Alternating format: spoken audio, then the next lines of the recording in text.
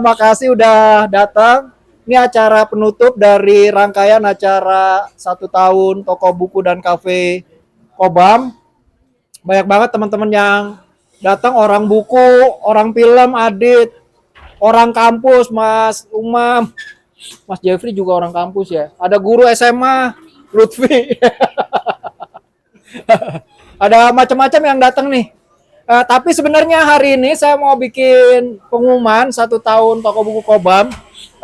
Saya sebenarnya punya penerbit yang udah lama ada. Oh iya, mana? Saya punya penerbit yang udah lama ada. Nama penerbitnya Ruas. Mulai hari ini kita mau bikin penerbit luas jadi khusus penerbitan buku sastra di Kobam.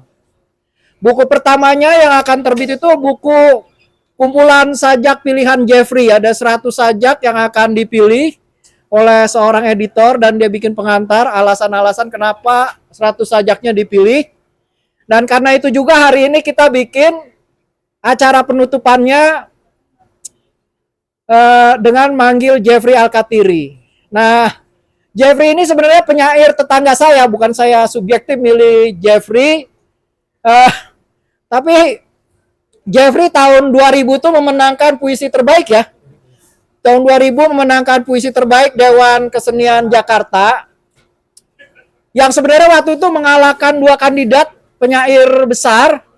Jurinya tuh Abdul Hadi WM, Sapardi Djoko Damono dan Rendra.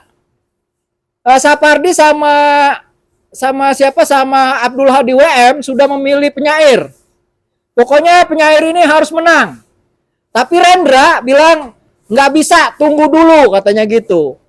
Nanti mungkin akan datang dari Tuhan puisi yang lebih baik katanya gitu. Lalu beberapa hari kemudian Jeffrey itu sajaknya diterima oleh panitia. Dan Rendra bilang, saya mau kumpulan sajak ini yang menang puisi terbaik Dewan Kesenian Jakarta.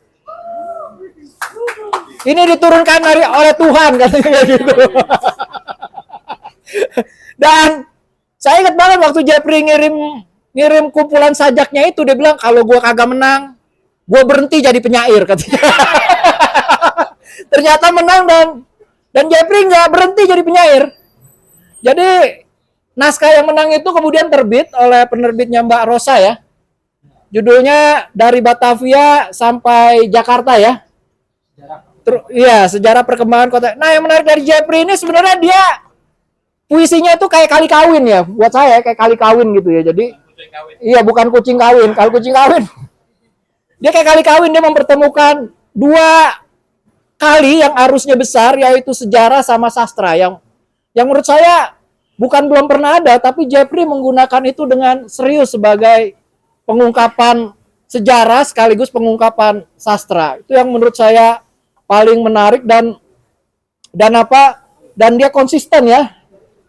Dalam periode panjang dia buktikan bahwa kalau dia menang dia akan tetap jadi penyair. Dan ternyata setelah menang kumpulannya juga memenangkan puisi terbaik kalau nggak salah QB ya, Katulistiwa. Kemudian Dewan Bahasa, puisinya setelah Batavia itu Kartu Pos Kolonial ya. Setelah kartu dia kawin, akhirnya dia kawin terus pesen sama saya, bisa nggak gue mau kadoin bini gue kumpulan sajak. Maka dibuatlah judulnya Catatan Pejalan dari Hadrami. Lalu setelah itu Kartu Pos Kolonial, setelah itu terbit lagi ada Anarko ya. Iya, pokoknya Jeffrey ini produktif ya, kayaknya tiap 1 tahun sekali nerbitin kumpulan puisi. Jadi saya pikir Jeffrey bukan hanya berhasil jadi penyair, juga jadi profesor ya. Jadi doktor ya. Jadi itulah beberapa alasan kenapa saya pilih Jeffrey. Nah, abis Jeffrey itu mungkin saya mau ngomong sama Mbak Isna, bisa gak nanti naskahnya diterbitkan di Ruas gitu. Yang khusus sastra. Tapi yang juga mau kami terbitkan tuh, saya udah ngumpulin kumpulan sajak lengkap Aib ya. Aib Rosidi, dan itu utang saya pada dia karena udah selesai, waktu dia bikin pengantar dia meninggal.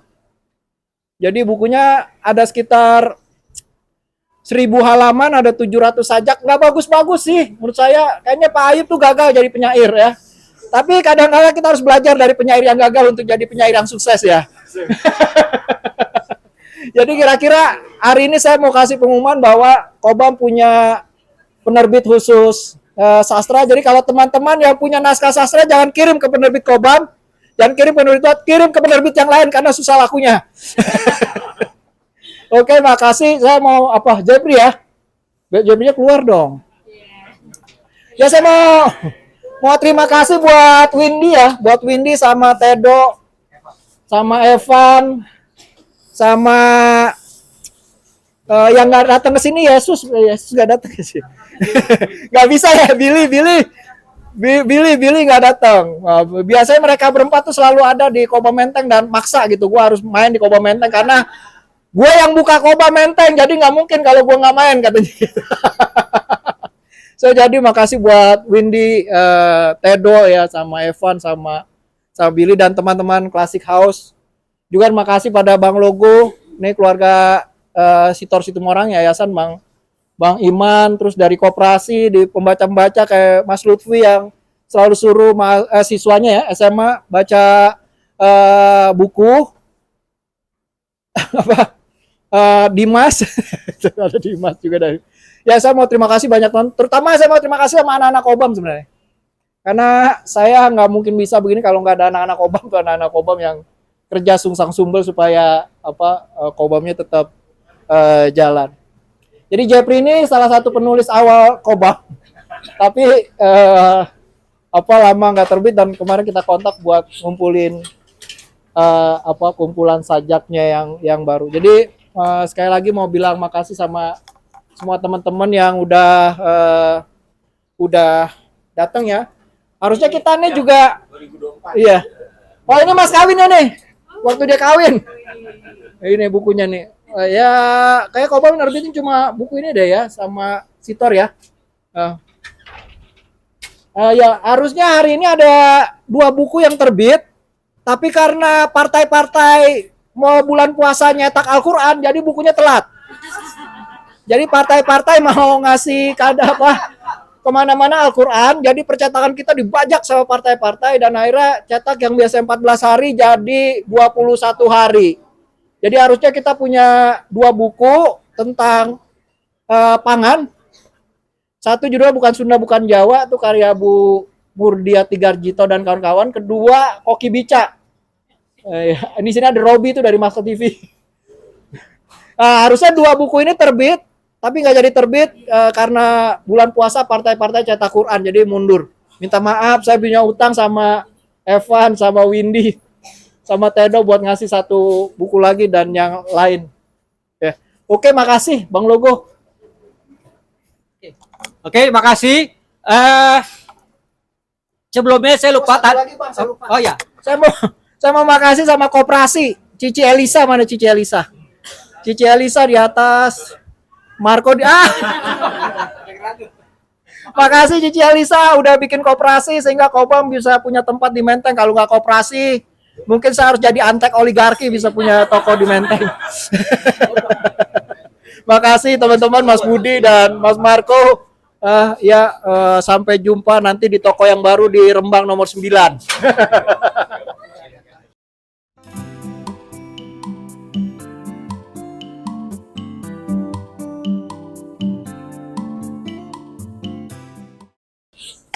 Oke, baik. Saya lupa satu lagi tadi waktu saat ada musik dari Tetralogi Pram, ada seorang seniman dari Tangerang Selatan, Edi Bodensky. Mana Edi? Udah pulang. Dia merespon karya acara itu sayang, tapi emang tempatnya kurang, tapi ada di sisi itu ya. Jadi dia merespon acara tadi. Baik, kita akan buka pembacaan puisi ini. Berhubung saya jadi MC, saya jadi boleh duluan. Mudah-mudahan nggak malu-maluin ya. Saya baca dari kumpulan puisinya Anarko Book Fete. Oke. Kami bukan Anne Frank. Untuk Abed Tamimi dan kawan-kawannya.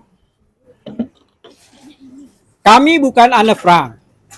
yang ngumpet ketakutan dan hanya mampu membuat catatan-catatan. Kami anak-anak sebaya lelaki dan perempuan lebih memilih turun ke jalan, menghadang bedil tentara, bahkan tank baja. Kami jelas bukan Anne Frank yang hanya mampu mengiba-iba di atas loteng takut atas ancaman. Kami ribuan anak Palestina sudah mencabut segala takut dari jantung kami punya. Kami tidak memiliki teman seperti Anne Frank yang menulis tentang kesedihan. Teman sebaya kami lebih memilih menulis tentang perjuangan. Kami tidak punya teman gadis penakut seperti Anne Frank yang gemetar meringis nangis saat tentara Nazi mencari-cari orang-orang Yahudi. Kami anak Palestina, lelaki dan perempuan yang bergerak di perbatasan. Untuk menjaga setiap jengkal tanah halaman nenek moyang, kami tidak takut untuk menghadang barisan tentara sekalipun dengan peralatan perang. Sebab kami bukan pengarang seperti Anne Frank. Kami anak-anak sekolahan yang siap mengisi tas kami dengan batu-batuan untuk sarapan dan makan siang kalian.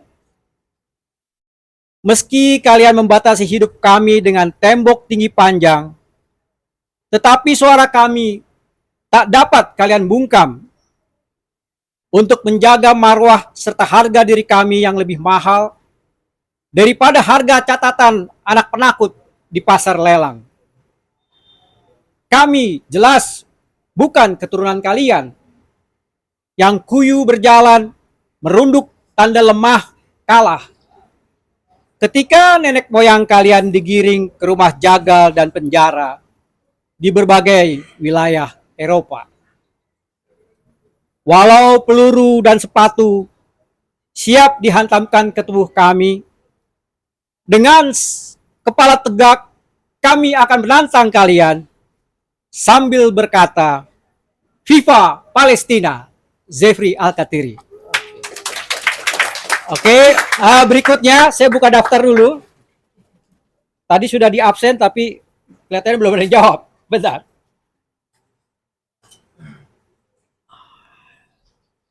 Mana nih? Waduh, sorry. Oke, berikutnya mungkin Mbak Dimas Sibarani sudah hadir. Oke, silahkan Dimas.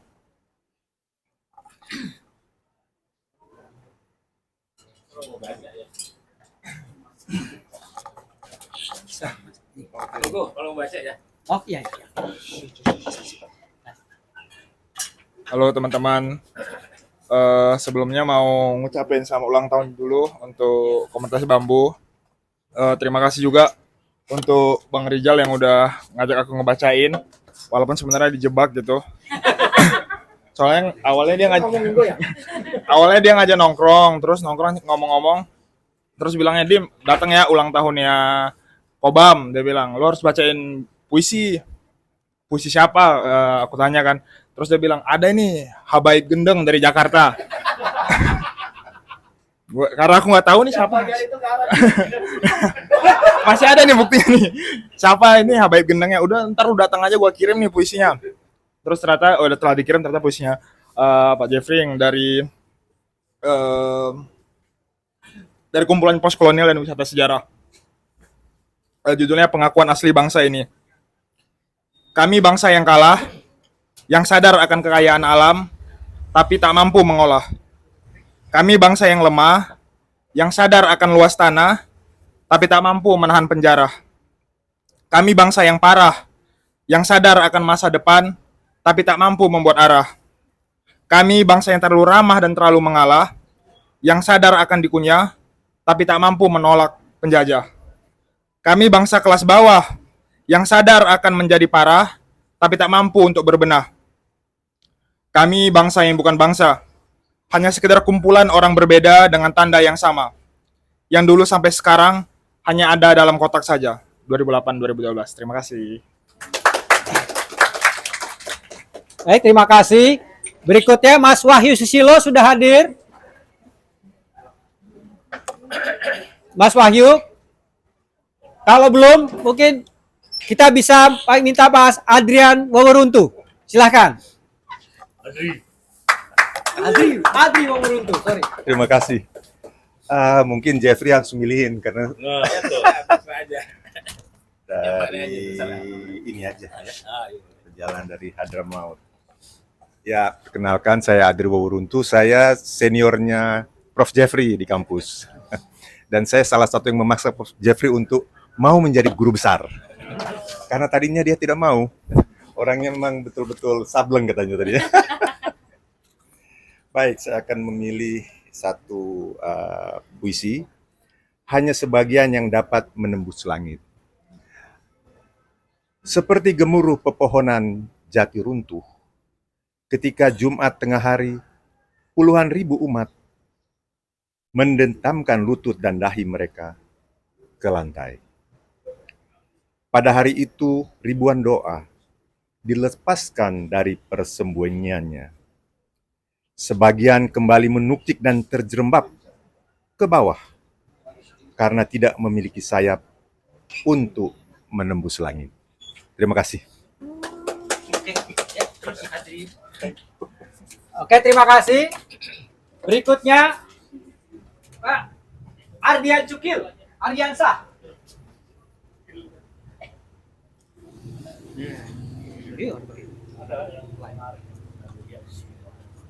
Assalamualaikum, selamat sore. Oke, lanjut lagi. Sebelumnya saya mau cerita dulu. Kenal Pak Jeffrey, saya mahasiswanya. Tapi saya sastra Indonesia, Pak Jeffrey sastra Rusia. Saya pernah menemani teman yang sedang bimbingan dengan Pak Jeffrey, bimbingan skripsi. Kalau bocoran dari teman saya itu, Pak Jeffrey dulu kalau nggak salah baru balik ya Pak, dari kuliah di luar itu ya, ngajar di luar itu. Ini termasuk salah satu dosen sastra Rusia yang progresif waktu itu gitulah gitu. Jadi kalau cerita teman saya waktu itu biasanya dosen-dosen sastra Rusia lebih banyak menyetujui skripsi itu kalau yang sastrawan tua lah, maksudnya sastrawan lama lah misalnya gitu. Pushkin apa itu lagi gitu. Nah itu waktu itu teman saya skripsinya tentang Babotchka itu siapa? Ya Babotchka itu pokoknya tentang puisi dan itu penyairnya kontemporer gitu ininya gitu. Nah setelah itu saya nggak pernah bertemu lagi tapi saya tahu bukunya beberapa kali diterbitkan Kobam. Nah terus beberapa karyanya dapat penghargaan tadi, memang karyanya progresif. Nah terus untuk yang kedua saya ke Kobam, ucapkan selamat ulang tahun Kobam yang di Menteng. Kobam sendiri saya juga ya boleh dibilang saya dan teman-teman sebenarnya saksi mata berdirinya Kobam. Awal-awal Kobam enggak Jejer-jejer itu cuma ya ini contoh bagaimana sebuah dari hal yang nongkrong di kampus. Dulu ada di antara FISIP sama sastra itu ada koridor di Jalan Setapak itu dulu ada toko buku emperan itu Mujib ya. Jalan Mujib. Nah, itu kita nongkrong di situ ada Kobam itu dulu ya pokoknya istilahnya pendirinya atau orang-orang yang kumpul di situ ada Jaja Rijal, ada Doni Garal, ada almarhum Ihsan. Nah, dari situlah beberapa kali akhirnya terbit buku-buku puisi. Kobam waktu itu awal-awal puisi masih puisi teman-teman sendiri. Dan saya salut sama Jaja Rijal bisa akhirnya setelah sekian tahun Kobam bisa sebesar ini, punya beberapa toko dan bukunya yang udah puluhan yang diterbitkan. Dan ini menyambut ini juga kan katanya ada divisi sastra lah untuk Kobam. Saya sih berharap berikutnya buku-buku puisinya Rijal diterbitkan sendiri gitu. Karena Rijal ini selain juga budayawan, sebagai budayawan dan sejarawan, dia sebenarnya juga sastrawan gitu. Puisi-puisinya dulu sering dipakai buat demo, kalau demo-demo 98 itu. Beberapa teman-teman itu. Nah, itu puisinya, wah itu yang bisa nyaingin cuma puisinya Rendra lah untuk pamflet lah gitu. Jadi kalau bisa diterbitkan lagi lah gitu. Oke, saya baca ini judulnya Siapa Pemegang Pulpen Itu. Nah, ini kayaknya salah satu sajaknya Pak Jeffrey yang relevan nih. Sampai sekarang ini relevan. Kemarin kita lihat Mensos dan BPJS itu saling lempar-lempar tanggung jawab. Ini kayaknya menggambarkan juga bisa ini. Siapa pemegang pulpen itu? Siapa pemegang pulpen itu? Yang kemarin menandatangani surat perintah kepada kepala kepolisian untuk mengeksekusi sebagian tahanan. Siapa pemegang pulpen itu? Yang kemarin menandatangani surat keputusan untuk menaikkan pajak tanah dan bangunan. Siapa sebenarnya pemegang pulpen itu? Yang kemarin menandatangani surat keputusan menaikkan harga bahan bakar minyak dan tarif angkutan. Siapa sebenarnya pemegang pulpen itu? Yang kemarin menandatangani surat keputusan mencabut subsidi kesehatan dan pendidikan. Siapa sebenarnya pemegang pulpen itu? Yang kemarin menandatangani surat perintah menaikkan pajak pendapatan. Siapa sebenarnya pemegang pulpen itu? Yang kemarin menandatangani kontrak kerjasama eksploitasi pertambangan. Terima kasih.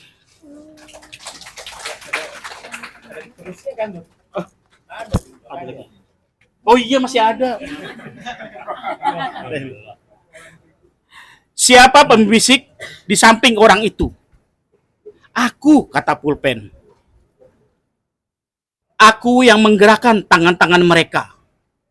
Aku yang menentukan warna hitam untuk tanda tangan di atas kertas putih.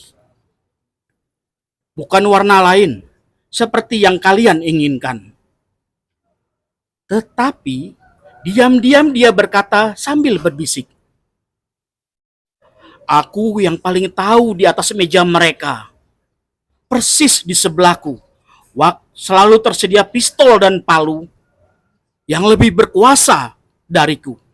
2019, Jeffrey Alkatiri. Terima kasih.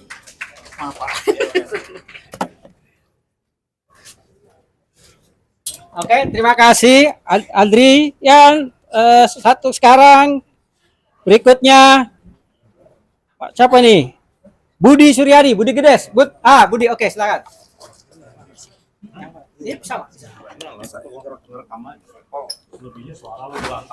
Oke. Saya akan bacakan dari buku. Emang enggak? Itu buat live aja. Oke. Tipu-tipu. Anarko Book Faith. Judulnya The Loss of Indonesian Dream. Kata mereka, kami lahir saat Soeharto mengundurkan diri.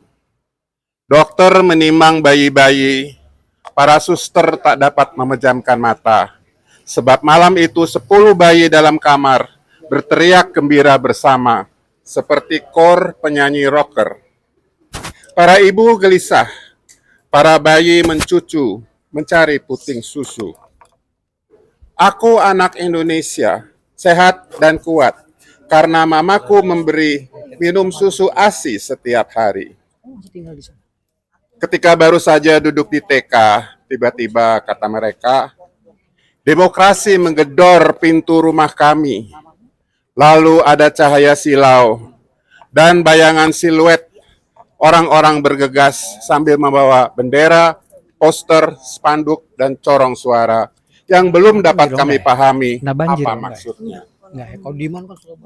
Saat Soeharto mangkat, kami sudah duduk di SD.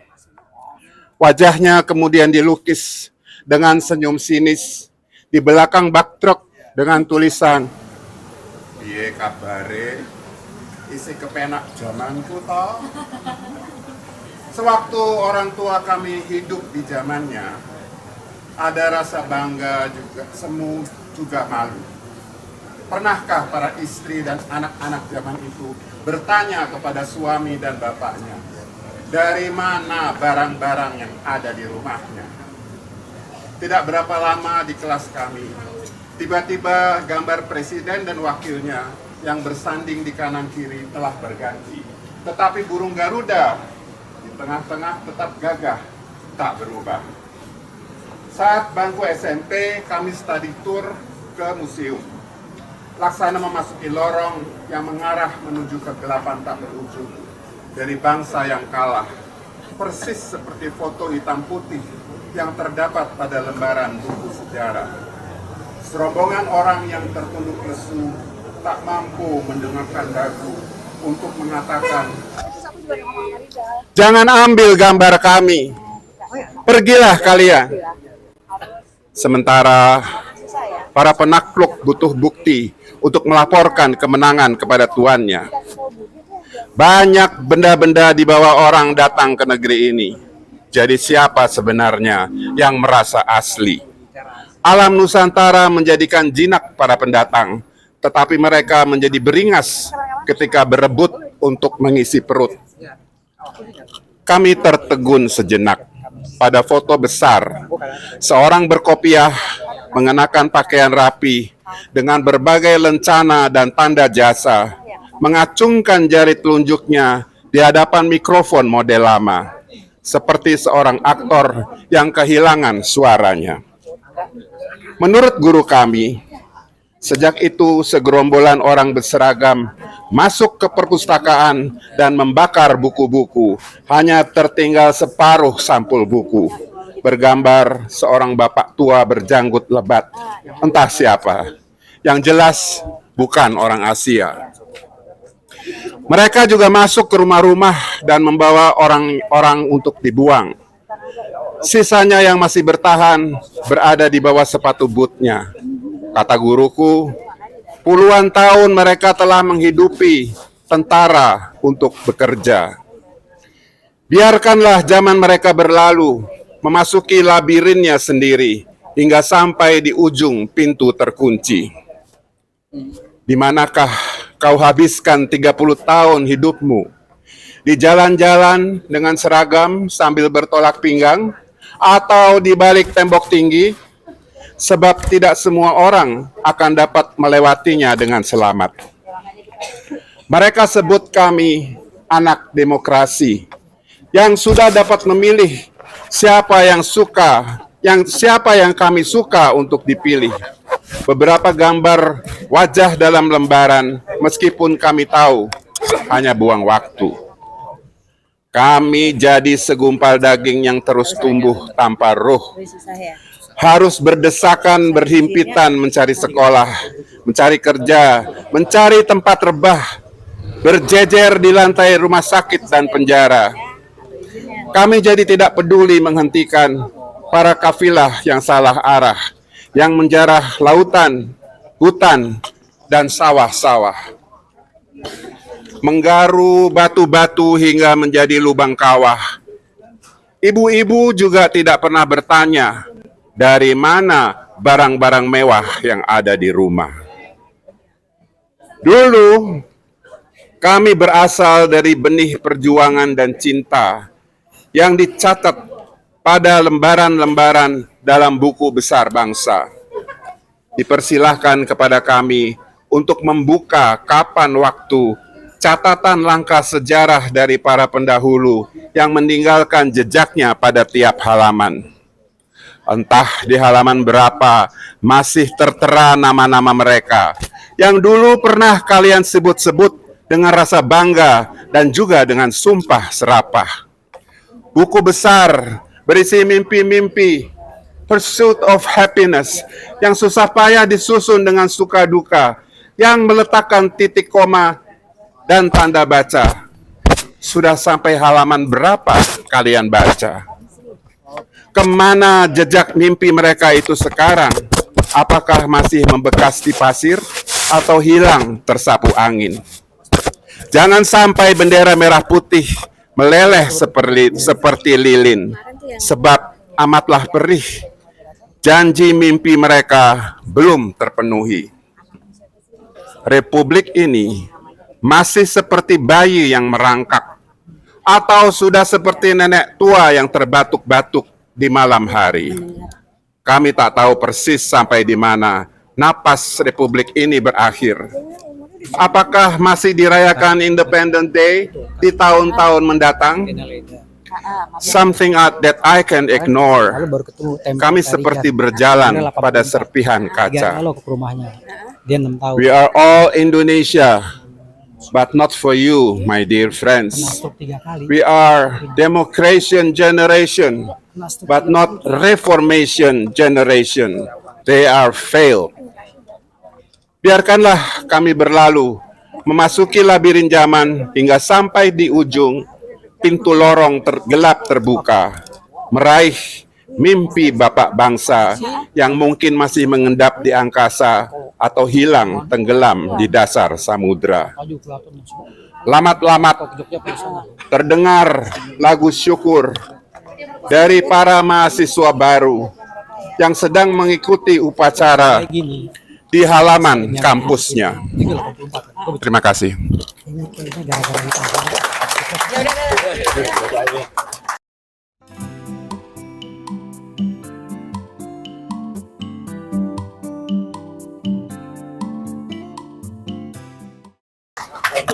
Oke, mumpung MC-nya merangkap-rangkap, jadi posisinya pindah-pindah. Terima kasih Budi. Berikutnya, di sini ada Acing Andi Yahya, Andi Saputra, tadi kelihatan di pojok. Ayo bacakan satu karya Sohib Jeffrey Al-Katiri. Silakan Mas Andi Yahya Saputra.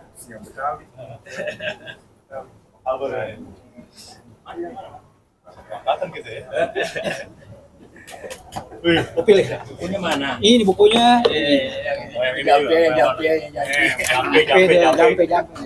Jampe. Oke. Imlek, bukan? Betawi ya? Halaman berapa, Man? Iya aja. Pak Dekan ya? Pak Dekan, gimana kabar Pak Dekan? Saya pilih. Ada. Belum. Ya.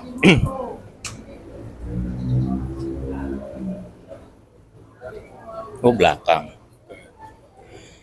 Saudara-saudara, selamat sore, selamat bergembira, selamat Imlek, selamat Hari Kasih Sayang. Ini somboknya nggak kedengeran apa ya? Oh, buat dia. Ini sih. Punya sendiri lupa.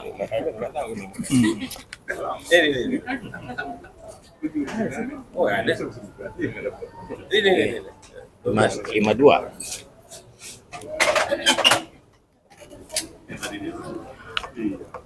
Ya, terima kasih Bang Logo. Saya diminta baca sajaknya Wan Jeffrey Al-Katiri, Profesor. Dan di sini saya juga malu karena ada dekan saya yang taken saya punya ijazah. Iman Sultan Beringin juga teman saya kuliah angkatan yang bareng-bareng kita ya. Ya, bareng-bareng 79. Jadi banyak yang belum lahir. 79. Jadi udah ngkongkong. Kalau istilah Israel nih kita udah dipanggil Zep. Udah 63 lebih. Ya, Man. Man. Lu duluan ya? Ya. Jeffrey Al-Katiri, Jampe, Dukun Bayi Betawi. Suara azan dibisikkan ke telinga si bayi.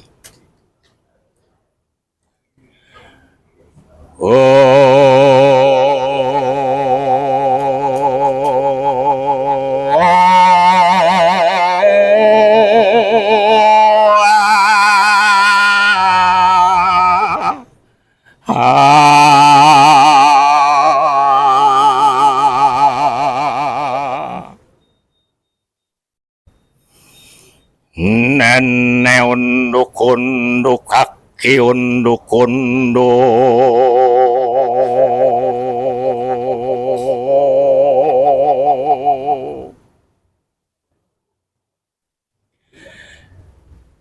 Bismillah.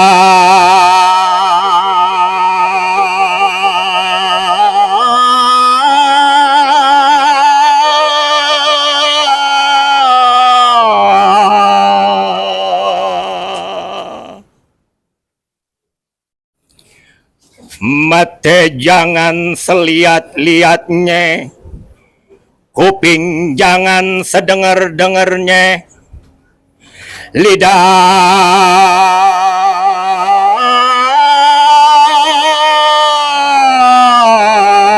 jangan sengomong-ngomongnya, mulut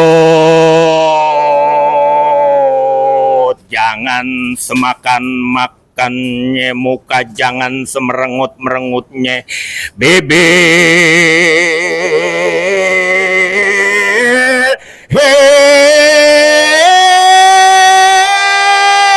jangan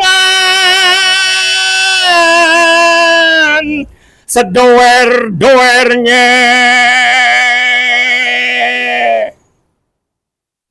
perut jangan sebuncit-buncitnya, jidat jangan selicin-licinnya, pala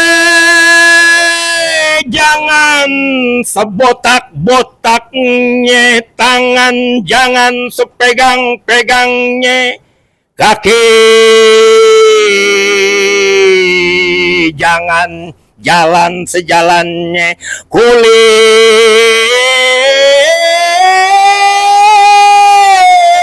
jangan sebodog-bodognya.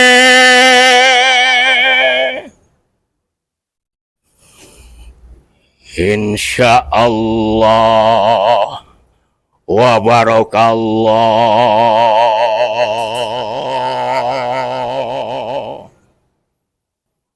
Ingsun nang warwi saturune warhana apa? Papag tulak, papag sungsang. Di sono berhalanya, di sini berhayunya.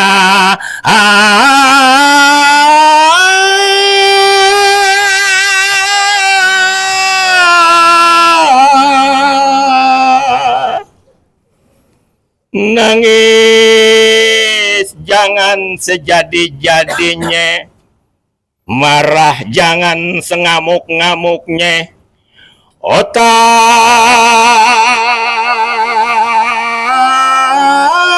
jangan selupa-lupanya, hati jangan sekosong-kosongnya, darah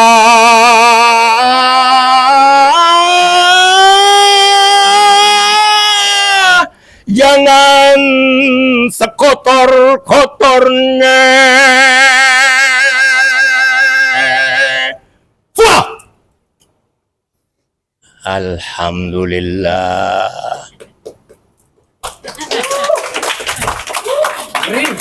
Oke, terima kasih.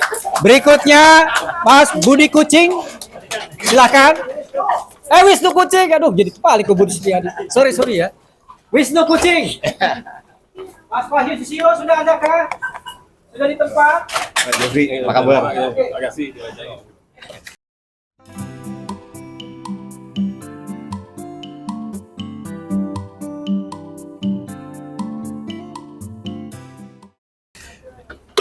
Saya mau baca pinjem yang anarko. Terima kasih. Halaman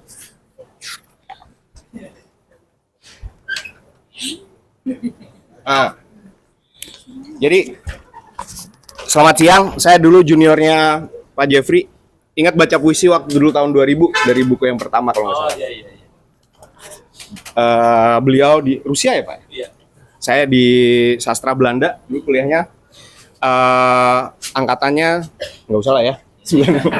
Lebih muda lah pokoknya. Saya akan baca sebuah puisi judulnya Poster C dari buku Anarko Book Fair. karya Jeffrey Alcatiri. Poster C. Alberto Korda diam-diam menggeser mata kameranya menangkap wajah tampan yang berdiri di tepi makam. Mengenakan baret hitam 1 bintang. Anak-anak sekolah dasar duduk di bawah poster besar. Comandante Guerrero Heroico sambil membalikkan halaman buku bergambar berjudul 150 pertanyaan untuk seorang gerilyawan. Orang banyak bergegas ke Plaza de la Revolution. Seliweran di bawah mural besar bergambar wajah garang setengah dada yang sedang memandang jauh melintasi Kuba. Wajah yang sama yang dulu pernah mengendarai motor butut Norton 500 menuju gerbang Havana. Di kota Rosario, patungnya berdiri tegap, menahan angin hujan bertahun-tahun. Di bawahnya selalu ada bunga-bunga. Bunga-bunga yang dulu pernah diberikan olehnya kepada 5 wanita muda yang pernah bergumul bahagia bersamanya. Kini para janda itu merengkuh sedih merana.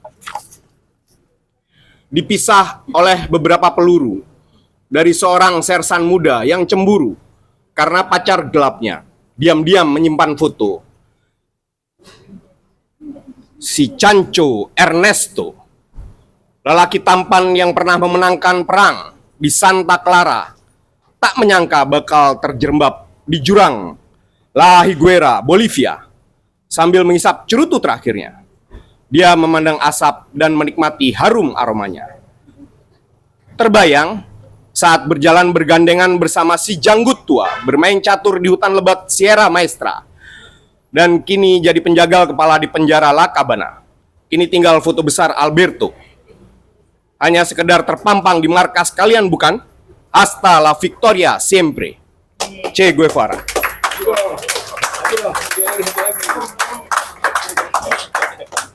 Satu lagi. Oh, tambah. Oke. Bebas katanya.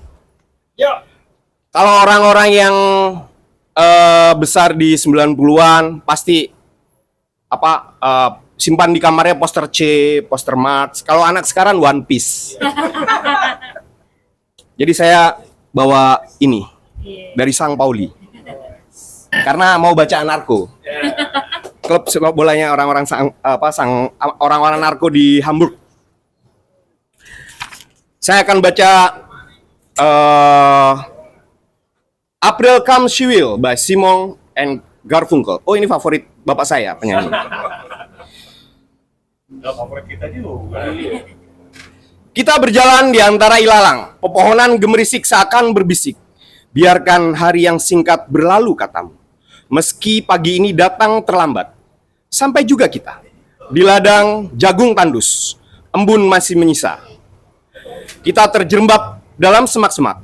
Bunga-bunga pagi masih malu, menutup wajahnya saat mentari menyapa. Suara-suara dalam kabut, rintik hujan yang tersisa. Di depan, matahari sejenak berhenti dan terbenam. Hanya ingin memperlihatkan warna merahnya di mata kita.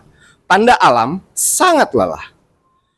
Kepada pagi yang cepat memucat dan kepada malam yang cepat kelam.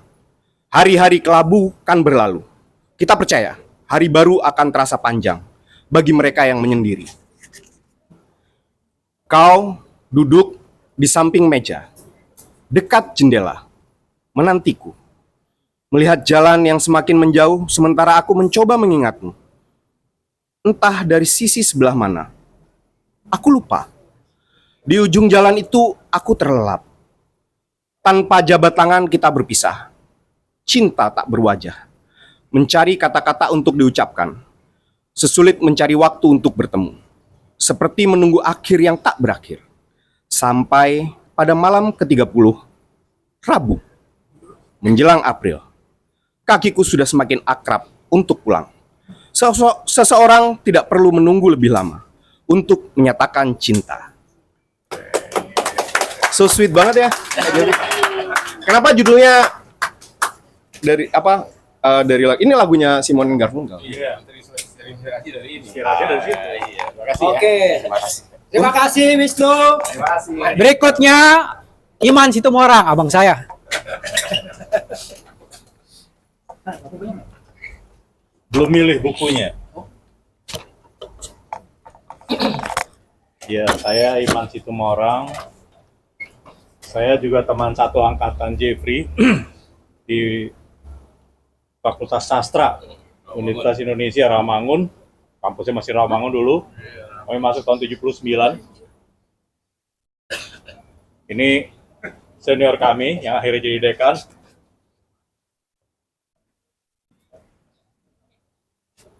Tadi ada yang saya udah temukan menarik. Apa judulnya? Nah, itu dia tuh. Tetap juga dari lagunya Simon Garfunkel juga. Cuma satu itu. Cuma satu ya? Oh iya, iya benar. Welcome She Will, benar ya. Ini ada satu lagi kok. Ada berapa harum? Enggak. Ada.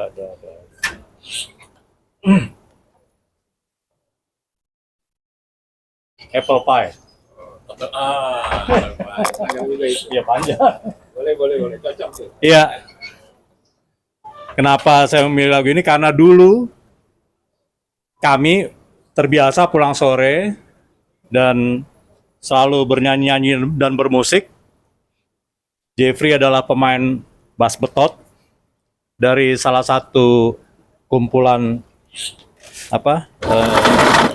grup musik yang pada waktu itu dihadirkan oleh teman-teman, di mana salah satunya adalah Jeffrey. Nama grup musiknya Oplet String Band. Dulu sering manggung di Ancol tuh, ya, bersama almarhum Pepeng Verasta ya. Kalau masih ada yang tahu, ini mungkin nggak ada yang tahu ya. Ya, oke. Judulnya Apple Pie.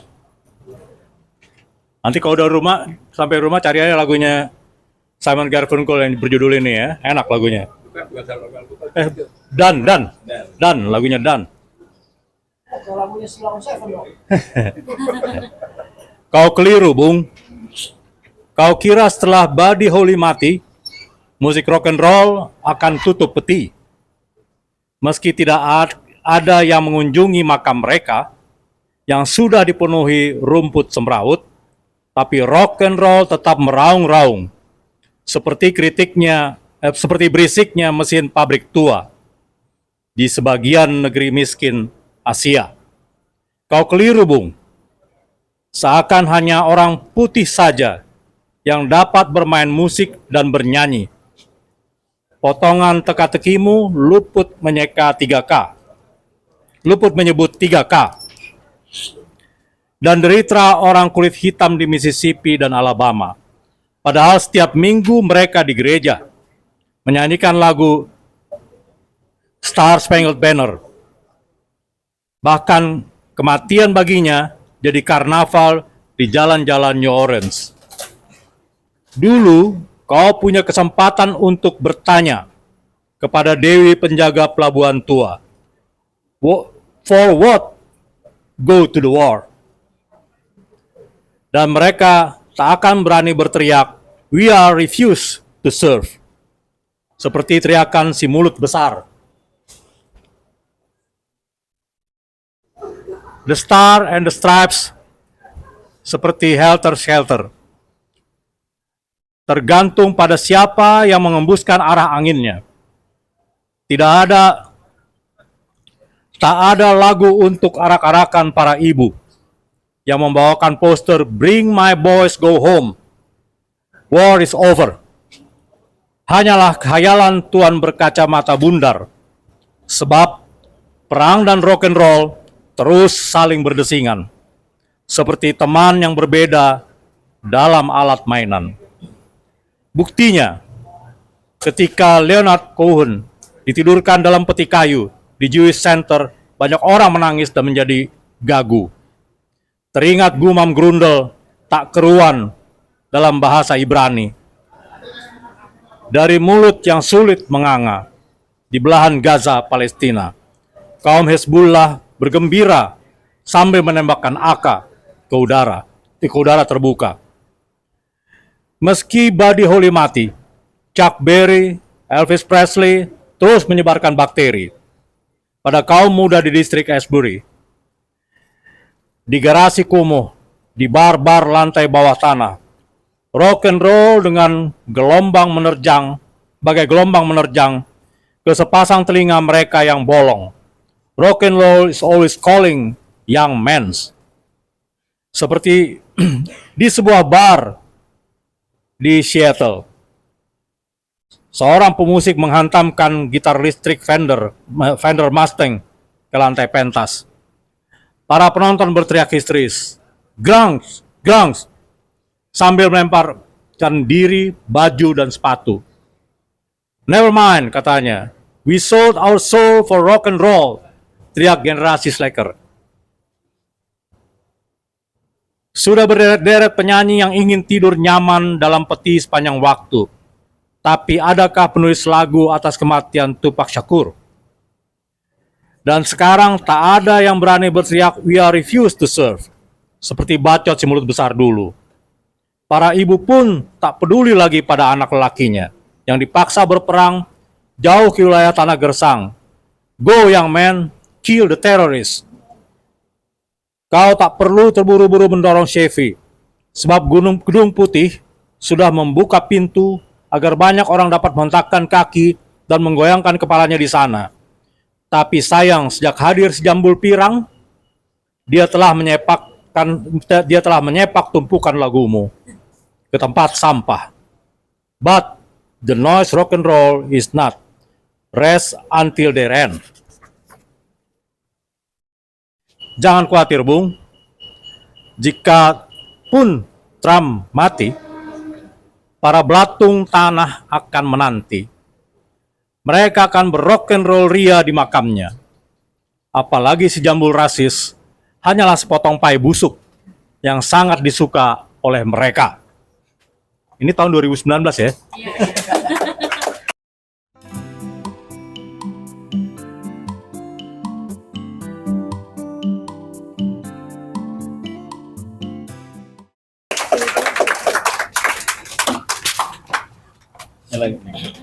Oke, baik, terima kasih.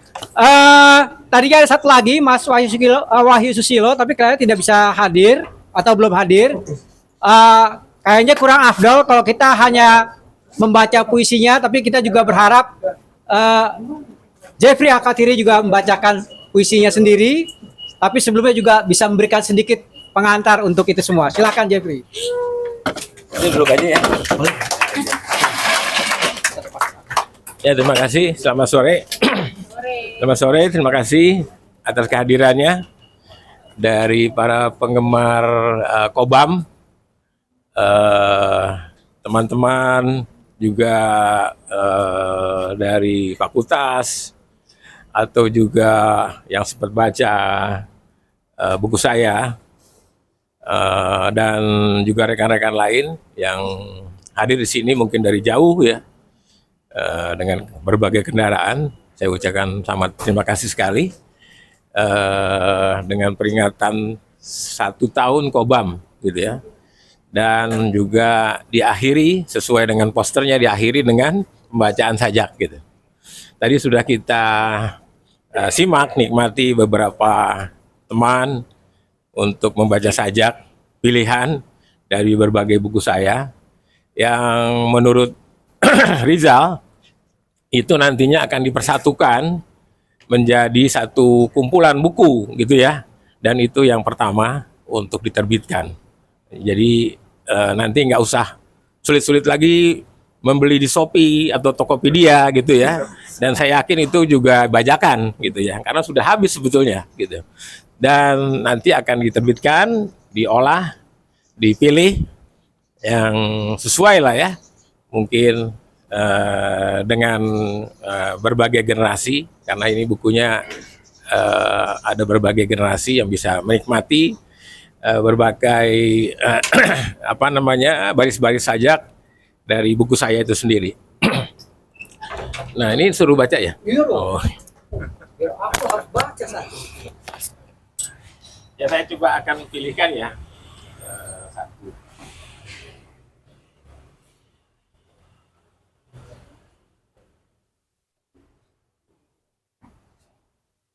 Yang cukup yang agak sulit juga sebetulnya, lama saya buat gitu ya, Karena saya termasuk yang tidak produktif sebetulnya. Sejak 2000, lalu kemudian memenangkan lagi tahun 2012, dan kemudian membuat lagi buku ini 10 tahun kemudian gitu. Untuk proses menulisannya itu dimulai oleh sajak yang sulit ini gitu. Tapi saya yakin ini bisa disimak atau dimaknai atau bisa juga interpretasikan oleh masing-masing pembaca gitu ya.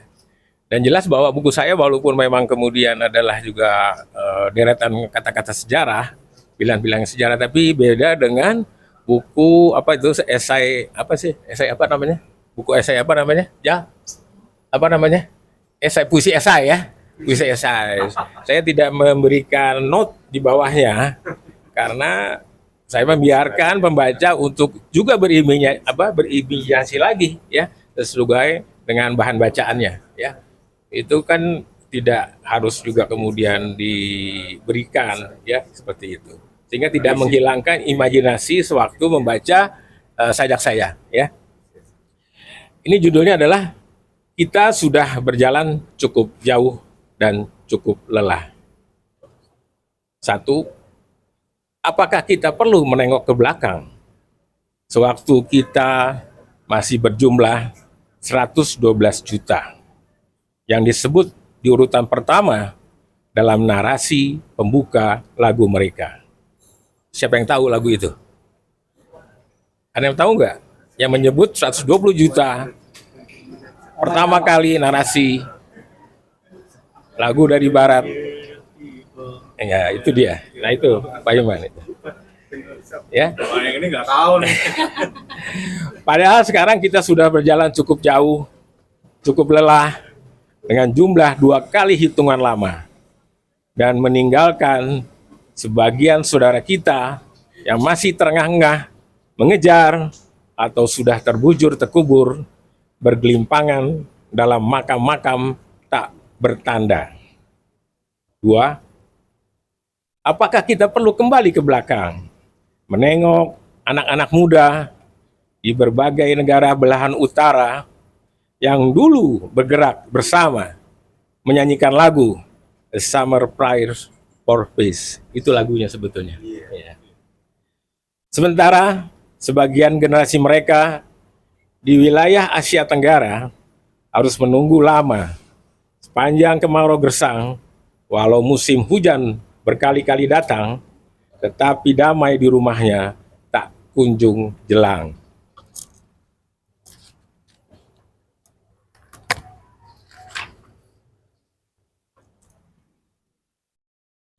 Tiga, ada baiknya juga kita menengok ke belakang, menyaksikan bunga-bunga bermekaran yang sebagian disematkan di topi kaum muda yang berkumpul di lapangan becek selama 3 hari, yang dipersatukan oleh Coca-Cola dan marijuana sambil mendengarkan rintihan dari seorang bersuara serak parau menyanyikan lagu Summertime. Mereka tak pernah tahu bahwa kita sudah melangkah jauh ke wilayah musim lain. Sambil membungkus ingatan yang sengaja dititipkan oleh Paul Simon, Carpenter, dan John Devner kepada kita untuk damai di dunia. 4. Walau sungguh sangat jauh kita berjalan tertati-tati, tentu kita tidak ingin membayangkan hidup hanya untuk hari ini saja. Kita tidak ingin membayangkan bagaimana sekiranya tidak ada negara dan agama. Apakah dunia ini akan menjadi damai? Kau pemimpi, John, jangan kau tawarkan mimpimu kepada mereka yang belum merdeka. 5. Tahu ya si John siapa? Kita sudah melangkah dan sudah sangat lelah membaca luka-luka lama. Satu kali nanti kita akan kembali sejenak, duduk bersama di sana, memperhatikan arus sungai yang dulu telah melarutkan tahun-tahun derita. Sekian.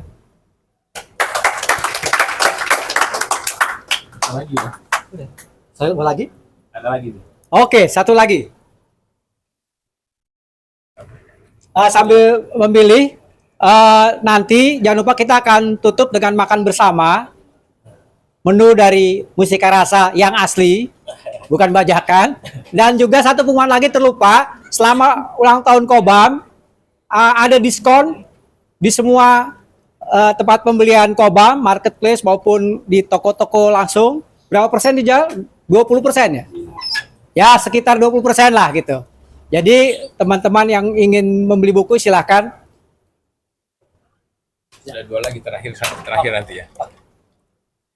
Ini sebetulnya saya buatkan untuk para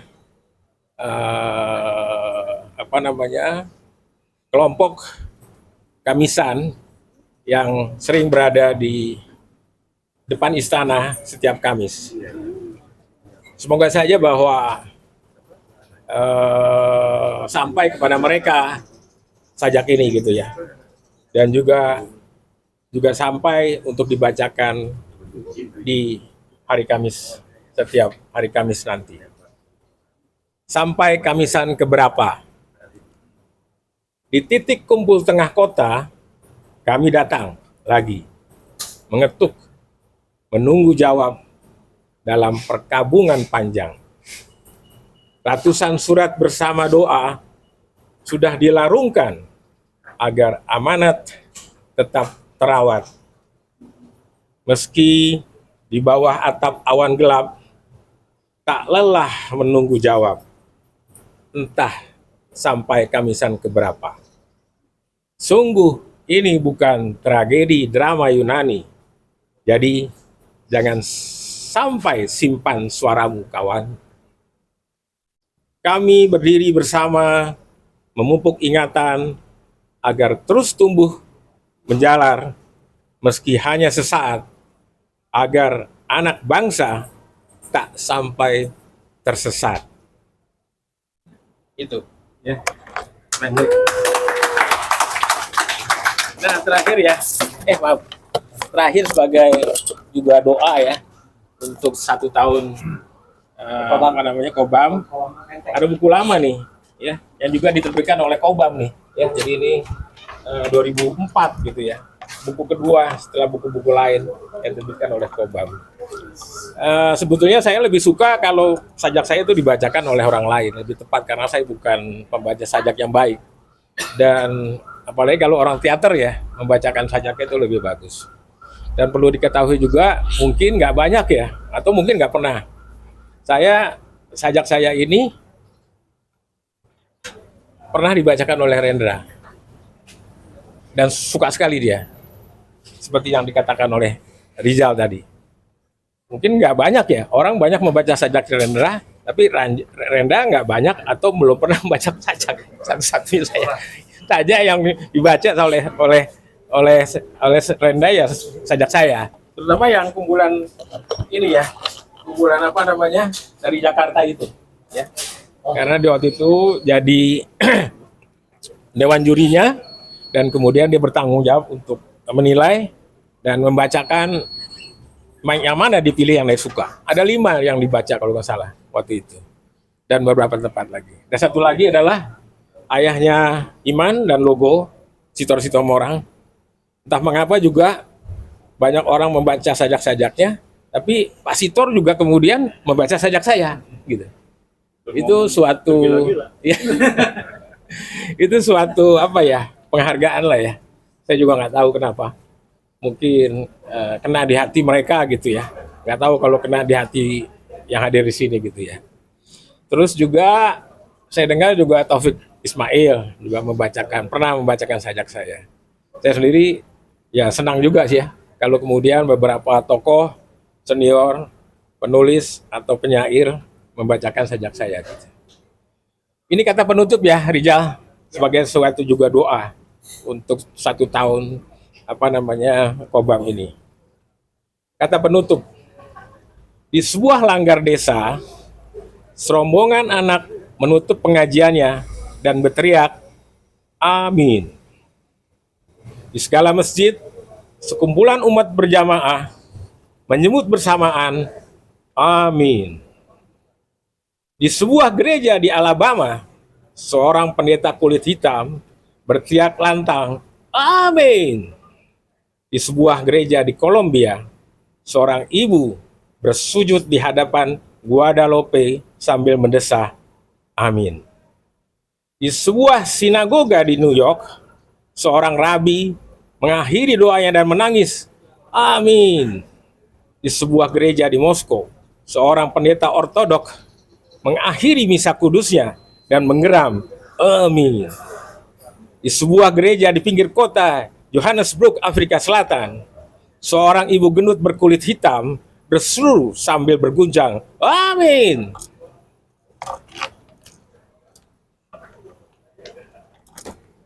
Di segala pantai, seorang nelayan mengakhiri penderatannya dan menyebut, amin. Di segala pemakaman, entah siapa menutup doa mereka dan mengucap, amin. Berapa banyak kata yang dapat kau hamburkan? Niscaya tidak akan cukup sebelum menyebut sepatah kata penutup segalanya. Amin.